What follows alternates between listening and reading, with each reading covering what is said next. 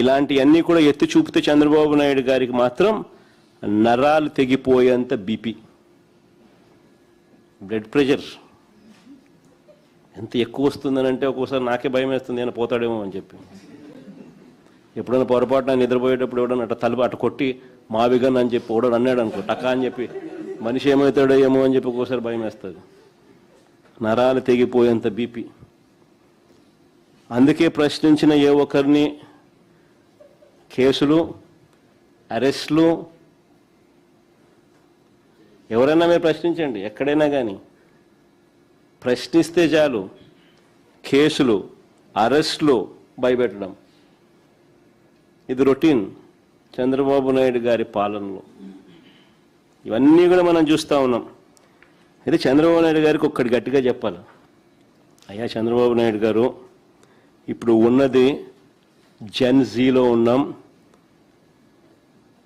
Alpha, జెన్ alpha కూడా వచ్చేసింది. నువ్వు గన ఈ మాదిరిగా తప్పు చేసినాక ఈ మాదిరిగా ఇబ్బందులు పెట్టే కార్యక్రమాలు ఒప్పుకోకుండా ఇబ్బందులు పెట్టే కార్యక్రమాలు చేస్తే కాక్రోచెస్ లేస్తాయి.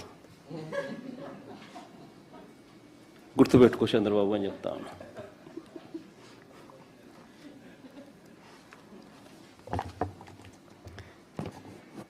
ఆంధ్ర రాష్ట్రంలో మేము కూడా కాక్రోచ్ అనుకో.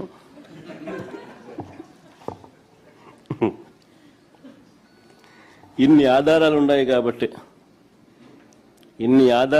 కాబట్టి సిబిఐ దర్యాప్తును అడుగుతా ఉన్నాం.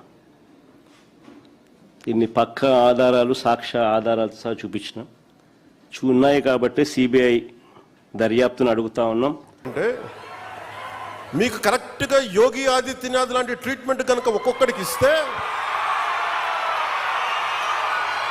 ఒక్కొక్కడికి రౌడిజం అంటే కాలు కాలు కీలు కీలు తీసి మడత పెట్టి కింద కూర్చోపెడితే, అప్పుడు కరెక్ట్గా చెప్తా, కరుడు గట్టిపోయిన జీవితకాలం ఒకే మనం వాళ్ళతో ఏకీభవించవచ్చు, ఏకీభవించకపోవచ్చు. నక్సలైట్స్ తోటి, వామపక్ష తీవ్రవాదులతో మనం ఏకీభవించవచ్చు, ఏకీభవించకపోవచ్చు. అలాంటి బలమైన ఆర్గనైజేషన్నే కకావికలం అయిపోయిన పరిస్థితుల్లో ఉంటే ప్రభుత్వం తలుచుకుంటే, అలాంటిది ఇన్ని లక్షల మంది పోలీసుండి, ఇన్ని వందల మంది ఐపీఎస్లుండి, 1000-2000 ఉన్న డిఎస్పీలుండి, అలాంటి కిరాయి గ్యాంగుల్ని మెయింటైన్ చేసే వ్యక్తుల మీద 2 రోజులు 48 గంటలు మీ చుట్టుపక్కల ఎవరున్నారు, వాడి పేరేంటి అన్ని కనుక్కొని ఒక పొలిటికల్ నిర్ణయం తీసుకుంటే ఇక మళ్ళీ ఎప్పుడు ఇలాంటి మాటలు రారు. మీరు అక్కడ దాకా తీసుకెళ్ళకండి. మీరు ఇదే చెప్తున్నాను ఇంకొకసారి. సామాజిక మాధ్యమాల్లో కానీ విదేశాల్లో కూర్చొని వాగే వాళ్ళతో సహా ఇక్కడ కూర్చొని భవిష్యత్తులో మేము వస్తాం, వచ్చి మేమేం చేస్తామంటే, వచ్చినప్పుడే మీరేం పీకలేదు, మరి ఏం మాట్లాడతారు? ఇప్పుడు వచ్చినప్పుడే మీరు ఏం పీకలా అంటే ఏమనుకుంటారు? మీరు కూర్చోబెట్టి మీరు బెదిరింపులు చేస్తే భయపడతాం అనుకుంటున్నారా? దానికి మేము ఒక్కడు చిన్నప్పటి నుంచి కూర్చొని అమరజీవిని గుండెల్లో పెట్టుకున్నాడంటే వాడికి ఎంత పిచ్చి ఉంటుంది. ఏ మ్యాడ్నెస్ ఉంటే ఇలా వస్తాం మేము? ఏ అండదండ లేకుండా పార్టీ పెట్టి ఇక్కడ దాకా వచ్చామంటే ఎంత కమిట్మెంట్ ఉండాలి నీకు, సమాజం మీద, దేశం మీద, రాష్ట్రం మీద, ప్రజల మీద. పద్ధతులు మార్చుకోండి. ఒక మాట అనాలంటే అనండి, తప్పేం లేదు. డెమోక్రసీ ఇది, ప్రజాస్వామ్యం. ఖచ్చితంగా అనండి. అనటానికి కొన్ని గీతలు ఉంటాయి. గీతలను దాటి మాట్లాడితే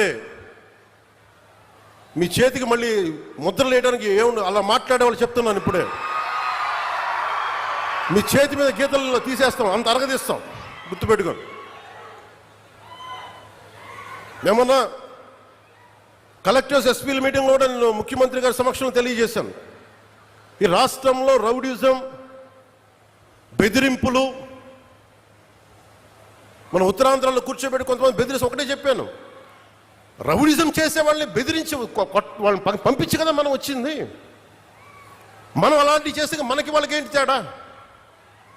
ఇది నేను చెప్పాను, నేను జనసేన మేము ప్రభుత్వంలో భాగం, అవసరమైతే చాలా ఖచ్చితంగా ప్రతి అంశాన్ని తెలియజేస్తాం. వెరీ కన్స్ట్రక్టివ్, మేము పార్ట్ ఆఫ్ దిస్ అలయన్స్. అందుకని దీన్ని ప్రతి ఒక్కరు దృష్టిలో పెట్టుకోండి. అలాగే మీరు వైసీపీ వారికి కూడా చెప్తున్నా, నాకు మీరంటే గౌరవం. బొత్స గారు లాంటి నాయకులు ఉన్నారు, మా పార్టీలోకి సామినేని ఉదయ్ భాను గారు లాంటి నాయకులు వచ్చారు,